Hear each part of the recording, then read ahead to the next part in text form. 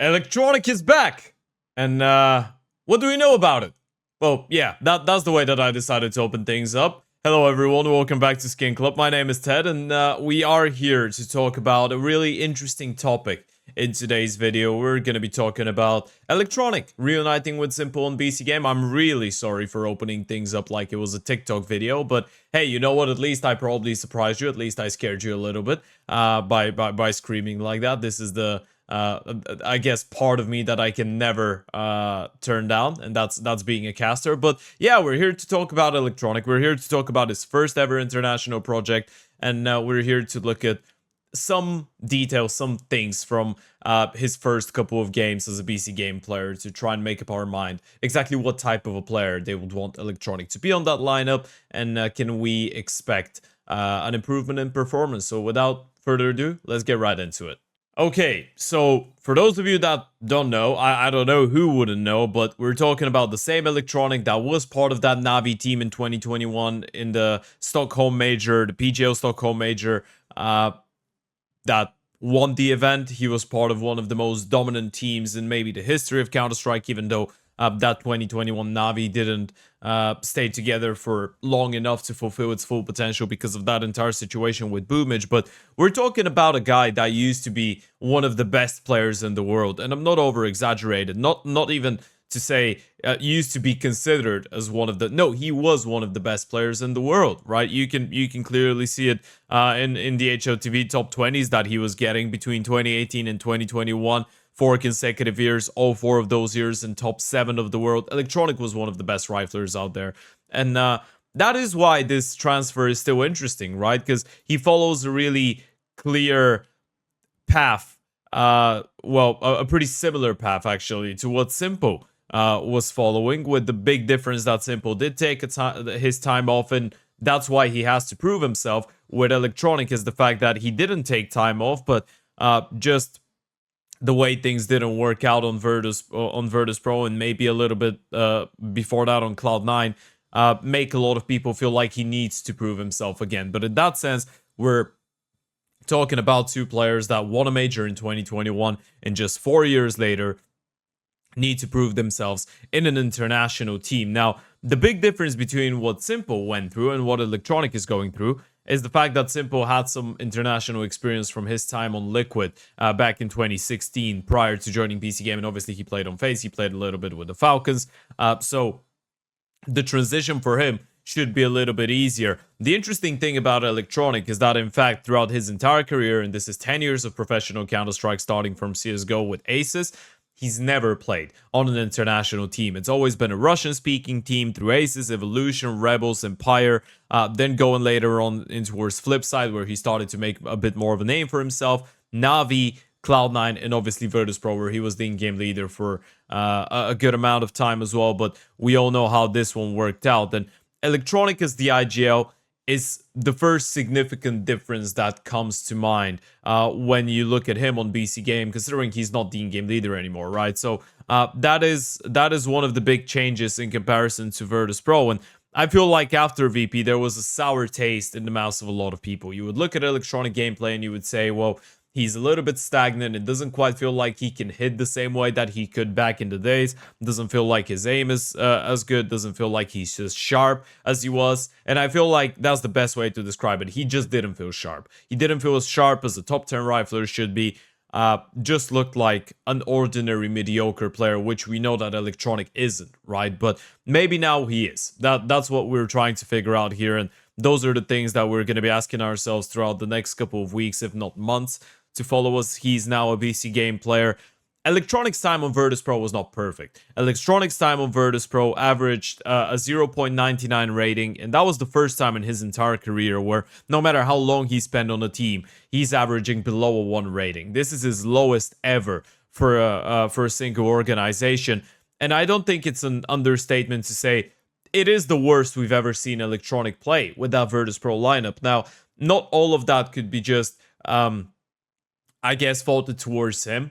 A lot of it has to do with the fact that the team was not going the right direction. A lot of things were not working just in general. But then in the same time, you're looking at him being the in-game leader and you're saying, well, he probably holds a little bit of the responsibility there for what the team is doing, right? It's a similar conversation with the one for Twists, regardless of the fact. And on the contrary, though, Twist was actually playing well individually. With electroNic, it wasn't really the case.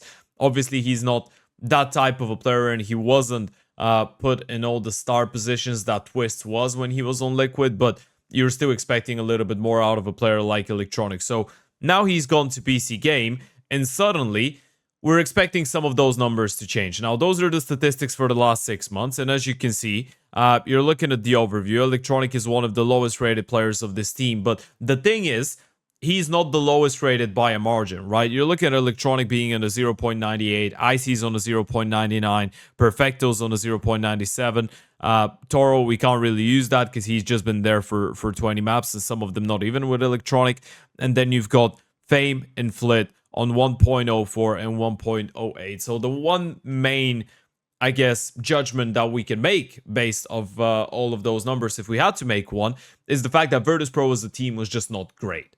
And you can't really look at the individual statistics of one player and say it is necessarily and just entirely their fault for not being on their A game, considering no one really was on their A game on Virtus.pro. So you could look at that a little bit, but I'm not going to focus on the ratings. I will actually trust electroNic on this one, and I will say, you know what? I'm happy to be proven wrong. I'm happy to be proven wrong about him not being sharp, about him not being informed. We're going to give him a couple months and see how he does in a new team, in a new environment, on a lower level. Maybe this is what he needs to build himself back up. So we're not looking at the ratings. That's not the one that we're focusing on. What we're focusing on is the way that he's been approaching the game on both the T and the CT sides. Those are some of the things that we're going to look on as well later on in this video. So you're starting off with the T side. Now, T side wise, we need to again put a bit of an asterisk. You're looking at those 22.3%. Now, those have been heavily inflated by the last couple of months because ever since Flamus was benched, electroNic had to try and take more responsibility. And considering Flit and Fame are already pretty aggressive, and I know if you're watching VP, it doesn't really feel like it. They are actually. electroNic has been put in those positions where he is the player that sacrifices himself and someone needs to do that. So Flamus was that person. When he was on the team, Flamus was the guy to just run in first with all the utility, and when the team is dysfunctional, when the utility fails, the entry dies in a lot of silly ways oftentimes, and that affects the individual statistics. So Flamus himself was the sacrificial lamb a lot of the times, and it didn't feel like Flamus was doing a perfect job at it, did it? He still had a 42% success rate.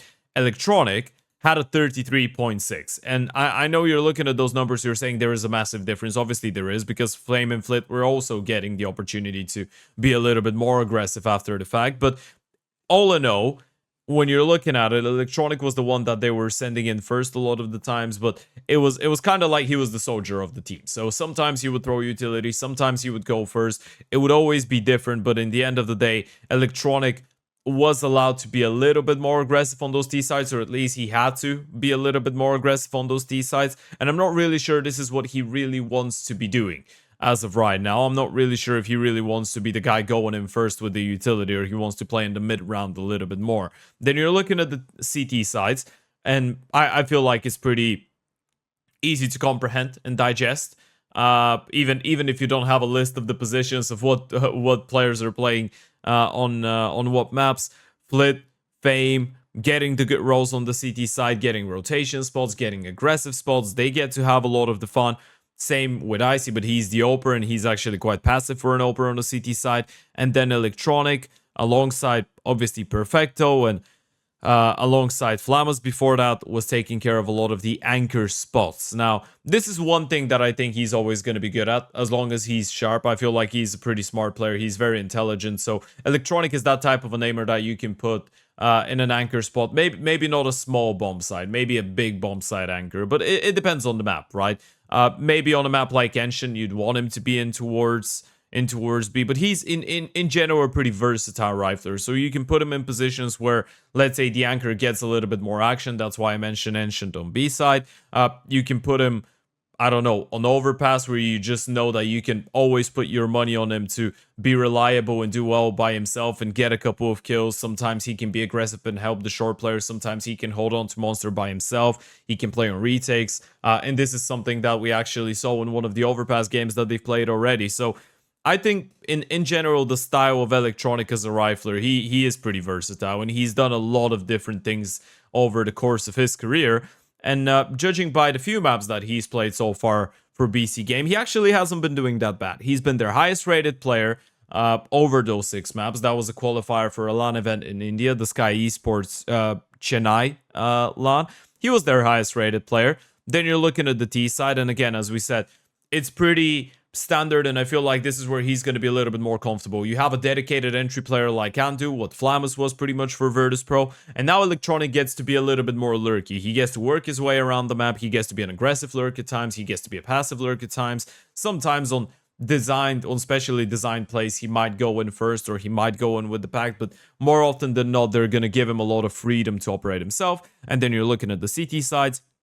And again, you've got Ando and you've got Kakanito getting those star positions. Nexa with the 4% CT side initiation of opening fights is crazy, by the way. But then you have electroNic being the anchor that is not really overly aggressive. Sometimes is going to go for plays, but he's more often than not that reliable guy that you know you can put on the other side of the map. If you're going for something aggressive on A, for example, you can put him on B, and you know that he's going to be able to play for his life. He's going to be able to buy time, get a couple kills, win enough time for the rotations, and do his job properly, pretty much. So the games that he's played so far with BC.Game were in that Sky Esports close qualifier. A 13-6 win over Quasar, he farmed there. A 2-1 win over Novak, and a 0-2 loss against Big. Now, because we like doing things the way that we like doing them, this is actually the game that we're going to be taking a look at. We're going to take a look at some of the rounds on both the sides from BC.Game, try and realize what type of a role electroNic is going to have on the team based off of those 2 maps. Obviously, things could change, and BC.Game is one of those projects that could still change with time, but this is one of the things that we're going to be doing to try and determine exactly how electroNic wants to approach the game now that he's on a new team. And obviously the fact that he's with Simple, I already mentioned it a couple times, is not to be an overlooked factor, because they've always been in really good relationships. Both of them really emotional, both of them really flamboyant players, but it feels like there's a lot of mutual respect there. And they've played more than 1,000 maps together. They've won trophies together. They've played together for years. This definitely feels like a really good way to make both of them a little bit more controlled character-wise, right? A little bit more humble, considering the other is there. They could be the regulators for each other, which is a good thing. And I feel like Nexa himself is a really good people's man, people person, if you will. I think he's going to be good at managing those characters. So I like the change, even though BC.Game might not keep that lineup for a long period of time. And it's not fair to say towards Kakanito and Ando, because they actually have been playing well for this team. It's just the fact that if you want to build a team simply out of tier 1 players, you're probably looking for at least one more change, especially if they can get Rain in. Imagine how cool would that be? That would be insane. But yeah, let's look at the Mirage, let's look at the Overpass, try and see how exactly electroNic is playing, and decide if we like some of the ideas, if we dislike some of the ideas. Now, obviously, they got completely annihilated in the series, so there's not going to be a lot of things that worked, but we can still have a look. Okay, we're starting things off with Overpass, and now, as I mentioned, starting on the CT side for BC.Game, this is where electroNic, because I watched a little bit of that game yesterday when they played it against Big, this is where electroNic is given some of that freedom. So as you can see out of this round, electroNic is given a smoke, he's given the dual Berettas, and he's been allowed to buy himself a piece of armor. He's going to deploy that smoke into our short on minute 30, which is a good block considering they've got the 4-man setup running in towards that A-bomb side. They're not spotting anything. He doesn't see anything for the first 25 seconds, but nothing is going on here, so he blocks the smoke. What that block allows him to do is reposition a little bit. It buys time for Simples to start rotating over. This is the important detail of this round. He's going to move towards the back of Pillar. This is probably one of the best positions that you could be playing when you're alone with Joe Berettas. On the B-bomb side, you could say, why isn't he playing on the retake? Well, he wants to actively buy time for the rotations to arrive, and he's got the dualies. If he had a USP, maybe he could have played Graffiti, but with the Joe Berettas, not a lot of success. They go in, electroNic gets 1 kill, he dies. But then you're looking at the way that he dies on minute 04. When does the initial smoke come in? When does he realize it's going to be? So they realize it's probably going to be a B play here. The moment that Simple starts moving, the moment that nothing is going on towards A, the smoke is already halfway there. Minute 18 is when Simple starts rotating in. And he's rotating full W. So what electroNic does right there is he wins 16 seconds for his teammates. I know the play was not coming, but they were getting ready for it. So for 16 seconds, Simple is rotating in and electroNic stays alive and gets a kill. Job well done. Perfect stuff. They did end up winning the pistol round as well. Then we go into round number 2. Our guy has got a smoke flash and an HE. No head armor, which is an interesting little detail considering, you know, it's a force buy on the other side. He's actually the only one not to get a head armor in this round. It's going to be interesting how he wants to approach this one. Pretty close range in towards Monster as well, considering he's got the rifle. Now he's going to open up to go in towards the deeper angle, and Big are setting up. So they fake the A-bomb side. Now they're walking out. I wonder how they win the round, actually. Kakanito even got the kill on A. This is interesting. They plant the bomb. It's a 5v4 retake. How did BC.Game lose this? Okay, JDC gets the kill on electroNic through a smoke. He must have seen him on the edge of it, right? He must have seen him on the edge. Then Freeze is going to shut down Kakanito. Ah, they lose a 4v5 like this. That's unfortunate. I wouldn't say electroNic did anything wrong there, though. He had a teammate as well. They opened up the distance and they played this one together. We're just going to have a look through a couple of rounds just to get a clear idea on, or a rough idea on how he wants to approach this. So as of right now, he has got a 5-7, so starting up close is pretty basic stuff right now. They're leaving him alone a lot when they want to reinforce that A-bomb side. What happens there? He's just jiggling on a smoke on 35 seconds. Then he gets spotted and they nade him. Okay, so he got tagged down and then he got naded. He did block them. He was just jiggling. You could argue that on 35 seconds you could just throw the smoke instead of jiggling, but I guess it's not a bad jiggle. It's not a bad play. It's just unfortunate that he gets naded. He wanted to stay up close and personal. Maybe the shout would have been deploy the smoke, go in towards short, try and get up close and personal here, and then play the retake considering you had rotations arriving. So maybe a moment where he could have backed off and waited for people to arrive, but you couldn't say it is the worst play in the world. Then we've got an eco round, and not a lot to make out of this one. Tapson just destroys them in towards Monster. And now we get into the first buy round. So, as a Monster player should, he's going for the utility. He's got a FAMA, so a bit of a downgrade there. He had a teammate on a smoke Monster for him initially. And now they're doing the double setup, wanting to make sure the Monster abuses stop. This is a smart adjustment from BC.Game, because a couple times electroNic has tried to smoke them off in towards Monster, and they've challenged the smoke whenever they feel like they had the timing. So this time they have 2 people here. They're putting a lot of pressure on A, and they have Kakanito and Connector. They're ready for the reaction of Big to try and go out Monster. Thing is, the flash, actually, he turned around. I don't think the flash caught him. I think he just lost the fight. Then Andrew refrags and then JDC refrags. So it's just a good execution and them not being able to win a fight. It's a good heads up play out of Big, by the way. It's a good way to take the bomb side. And then they deal with the rest of it. Okay. So this is electroNic struggling right now a little bit to get his kills on B, even though he's not playing it in a really bad way. Now they're back to the pistol, so you can't really fall. They wanted to triple push short. I think the timing, I was looking at this real time. The spacing was not great. Tapson had plenty of time to reset between those 3 fights. That wasn't perfect. Okay, so far we've seen him pretty much every single round deploy that, well, the A player smoke Monster for him insta. He goes close, stops the rush from close, and then plays on the right hand side. On buy rounds, this is all we've seen so far. We haven't really seen anything different. Maybe only the second round he was coming back in towards Graffiti. Okay,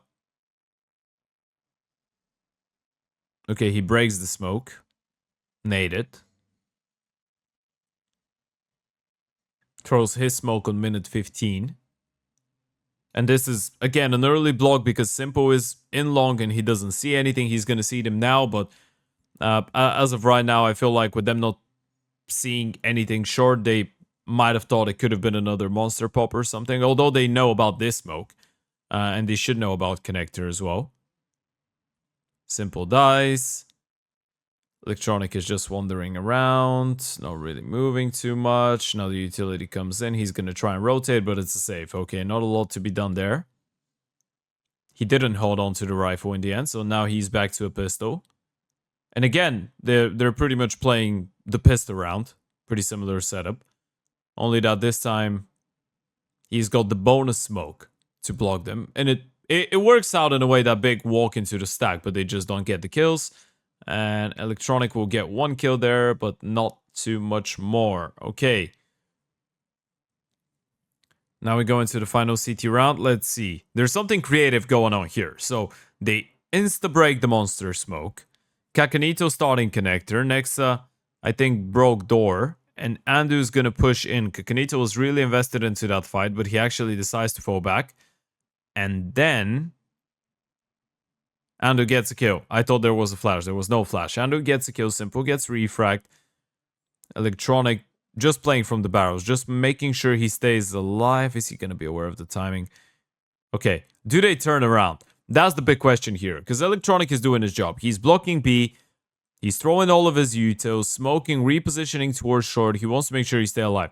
Do they realize there could be a player in CT spawn? No. No, they don't.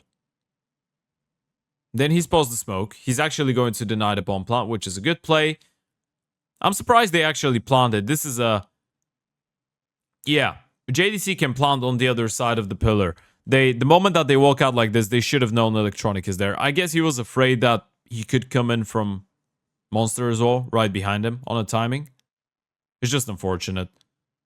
Because they probably knew he was short, and electroNic and Nexa win this round together. Okay, that was a well-played round by electroNic, even though he sacrificed one of his teammates. We don't really know what the comms were looking like. Okay, so this round, Simple decides to start B.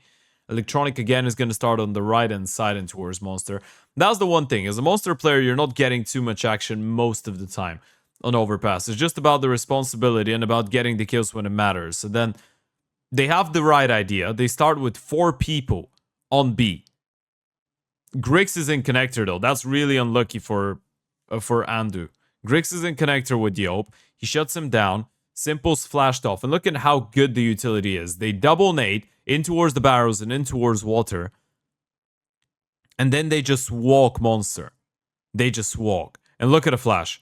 Look at how late the flash is. That comes in on the left-hand side of the pillar. It blinds electroNic. It doesn't blind Tapson and Freeze. They get a free kill onto electroNic, Tapson does, and then they just scale up onto the bomb side and they win the round. It's a really clean execution out of Big. This is more. This is turning into a glazing video for Big more than it is for turning into just, I guess, analyzing what BC.Game are doing.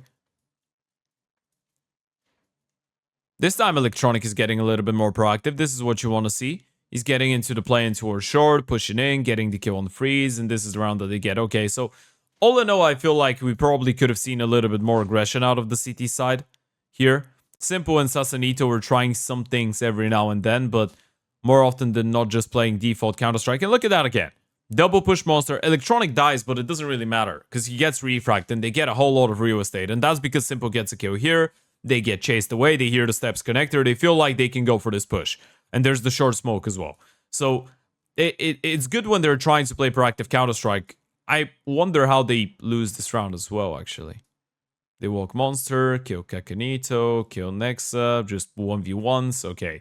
Bigger just getting away with a lot of things. We're going to get to see a little bit of the T side as well. We're going to finish off that entire overpass, and that's going to be the verdict. Then we're just going to have a look at what are the positions that he's going to be playing on Mirage as well. But pistol round, pretty standard. Glock armor, flash in, electroNic gets the kill. Then they go Monster. I like seeing electroNic going first. Oh, didn't clear the barrels. Look at that. Overlooked them completely. And they did lose the pistol. Okay. So we're seeing a couple of those moments where things could be better. Well, I would say a couple. This is probably the first time where he just ignores the possibility. And maybe the first time with the information that should have been given to the B players that there could be someone in CT. But we don't really know if he said and they just ignored it, right? And they just said, nah, I don't think so. Okay, electroNic is going in first. Apparently he's going to be...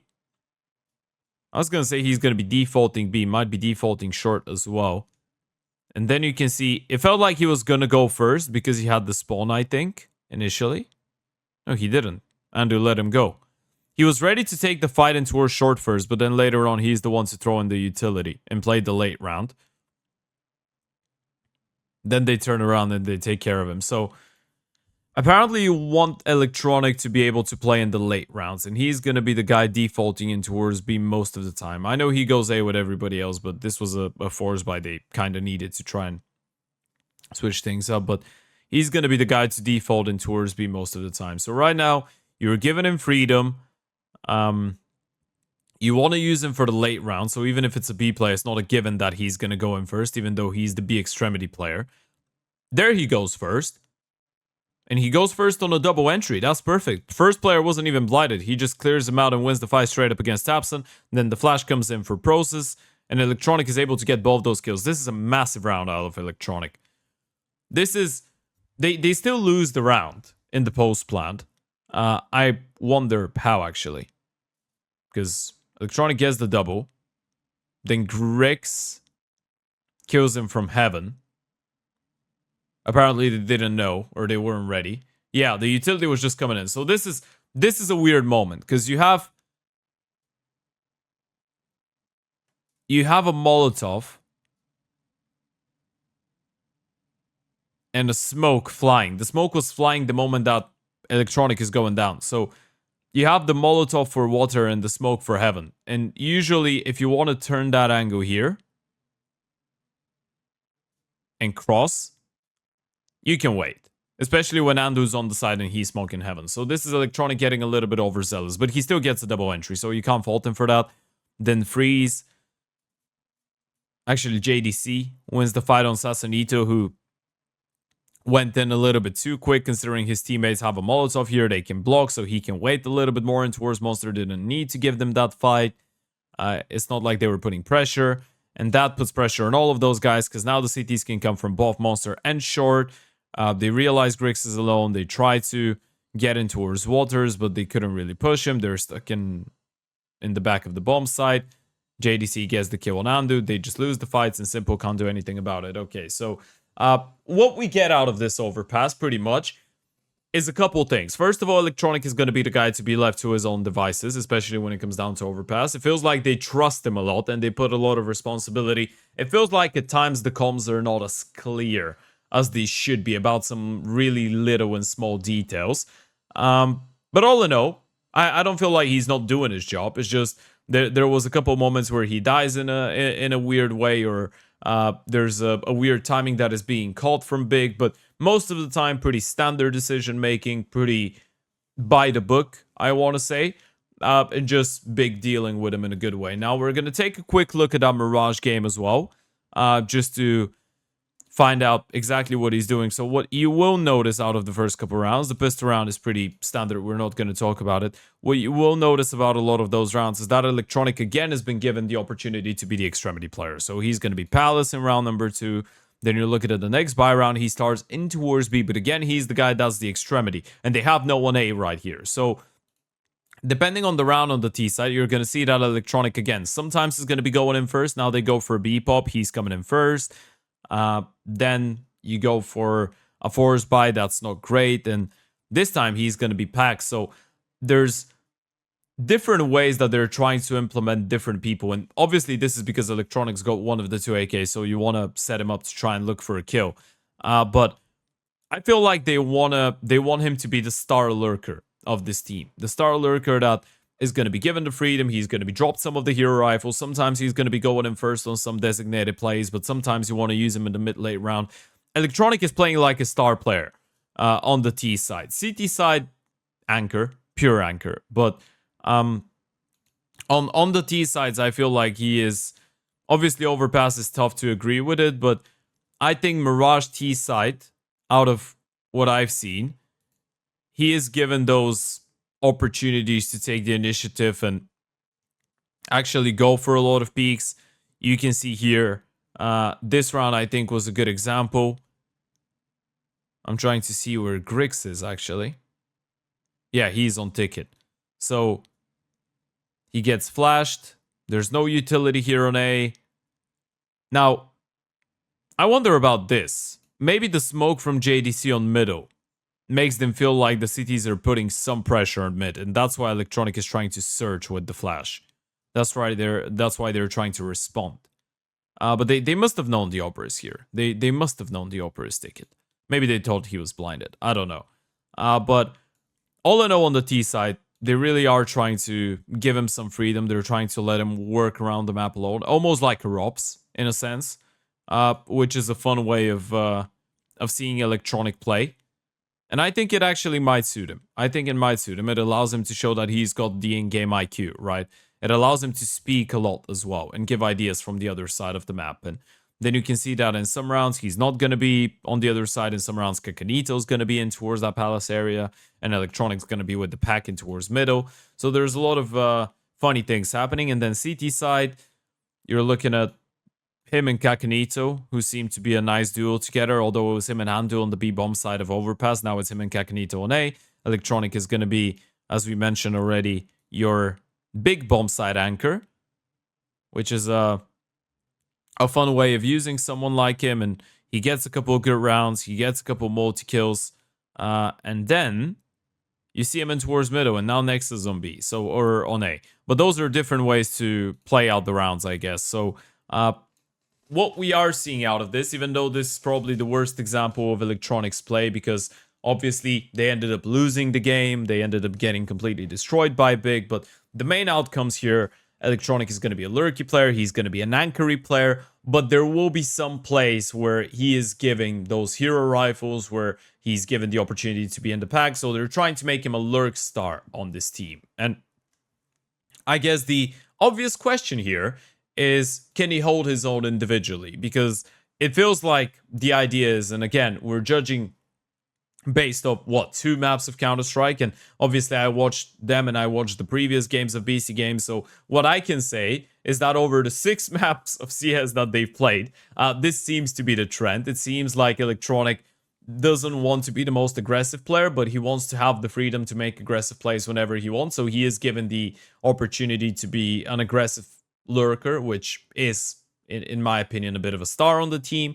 But sometimes he's going to throw utility. Sometimes he's going to get dropped a hero gun. So he's going to be the versatile guy on the team that is carrying as well every now and then. Pretty much a Rops. Pretty much he could be a Rops. Although, obviously, Rops has got some better spots on some CT sides, but we can overlook that. But just in general, I'd say electroNic, role-wise and what he's doing on BC.Game, they're giving him a lot of responsibility. They're letting him have some freedom. And then they're trusting him to guard a bomb side alone when they're doing something else on the other side of the map. So they're trying to use his experience and individual prowess, his mechanics, to the maximal extent. If that is going to work out or not, I feel like he was playing well. I watched the POVs of the first maps in BC.Game. Obviously, this is not the level of opposition that he's used to playing against. So when you're playing against Novak and Quasar, you're going to be doing well. But yeah, I am excited about this project. I feel like with Simple electroNic and Nexa, you have a pretty strong core. Sasanito and Andu have not been playing badly, but they are going to be the 2 people to be looking at if more changes are to be made to this BC.Game lineup. And eventually, I feel like electroNic will become better and better and keep on getting better and better within this team as he gets more and more used to communicating in English. So, yeah, as of right now, it's a thumbs up for me. I feel like I can see a way that this one works out. I don't think electroNic is completely washed yet. I feel like there might still be some potential in there, but we're just going to have to wait and see. Make sure you let us know what you think about it, and I'll see you again in the next video. Thank you for staying with me. Bye-bye.